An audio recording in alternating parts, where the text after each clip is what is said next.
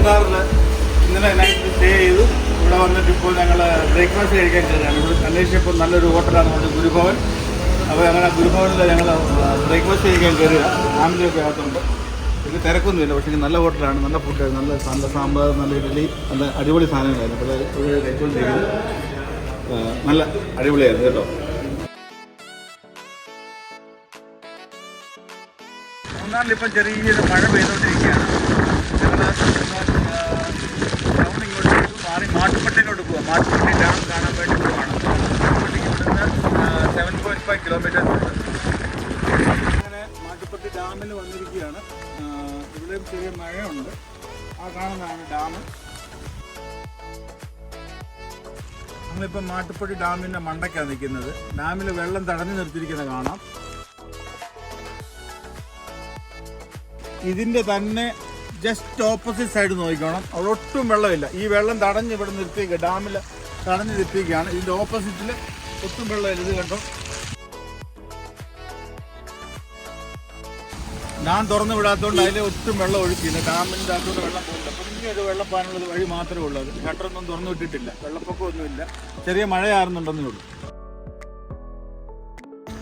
അതാണ് മാട്ടുപ്പെട്ടി ഡാം. മാടുപെട്ടി എന്ന് ഇവിടെ എഴുതി വെച്ചിരിക്കുന്നത് മലയാളത്തിൽ. നമ്മളൊക്കെ പണ്ട് തൊട്ട് പറഞ്ഞു വരുന്നത് മാട്ടുപ്പെട്ടി എന്ന് പറഞ്ഞു വന്നിട്ടുള്ളതാണ്. ഡാം. മൂന്നാർ തേയിലത്തോട്ടങ്ങൾക്കിടയിൽ കൂടെയുള്ള യാത്രയാണ്. ഇവിടെ നല്ല തെന്നി കിടക്കുകയാണ്, മഴയൊക്കെ പെയ്ത് തെന്നി കിടക്കുക. പക്ഷെങ്കിൽ ഞങ്ങളിങ്ങനെ തേയിലത്തോട്ടത്തിലൊക്കെ കയറി ഇങ്ങനെ പോയിക്കൊണ്ടിരിക്കുകയാണ്. തേയിലത്തോട്ടത്തിൽ തേയില കൃഷിക്കാർ പണിയെടുക്കുന്ന നമ്മളാണ് കാണുന്നത്. തേയില പറിക്കുക, തേയിലയുടെ എള്ള് ഞുള്ളി എടുക്കുക അവർ. ഞങ്ങളിവിടെ ഒരു എലിഫൻറ്റ് സഫാരിയിൽ വന്നതാണ് മൂന്നാർ. ഇവിടെ ഒത്തിരി ആനയുണ്ട്. പിന്നെ അവിടെ 2 ആന നിൽപ്പുണ്ട്, അവിടെ ഒരു 5-8 ആന നിൽപ്പുണ്ട്. മക്കൾ എലിഫൻറ്റ് സഫാരിക്ക് പോയിരിക്കുകയാണ്. അവിടെ ഒത്തിരി എലിഫൻസിനെ കാണാം, ഒത്തിരി ആനകളെ കാണാം. അവിടെ ഒത്തിരി ആനകളെ കെട്ടിയിട്ടുണ്ട്.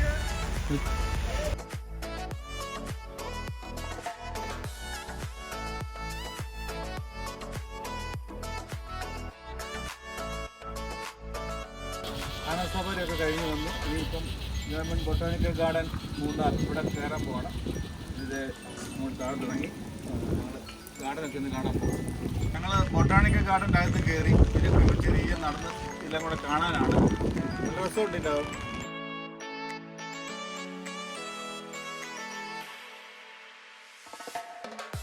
ബൊട്ടാണിക്കൽ ഗാർഡൻ കണ്ടു. നല്ലതായിട്ട് ഇവരിത് ഉണ്ടാക്കിയിരിക്കുന്നത്. ഇവിടെ കണ്ടോ, ഒരു നല്ല ഡൈനോസറൊക്കെ ഉണ്ടാക്കിയിട്ടുണ്ട്.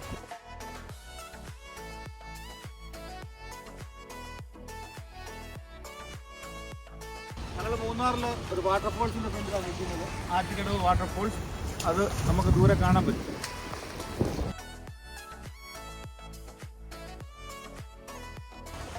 അങ്ങനെ മൂന്നാർ കാണാവുന്ന ചില കാര്യങ്ങളൊക്കെ ഞങ്ങൾ കണ്ടു. ഇനിയിപ്പോൾ നാളെ രാവിലെ നൈറ്റ് ഒരു ദിവസം കൂടെ സ്റ്റേ കഴിഞ്ഞിട്ട് ഞങ്ങൾ രാവിലെ ഇവിടുന്ന് വിടും. 10 മണി ആകുമ്പോഴത്തേക്ക് ഞങ്ങൾ ഇവിടുന്ന് അടുത്ത ട്രിപ്പിന് വേണ്ടി പോവുകയാണ്. അപ്പോൾ അടുത്ത കാണാം.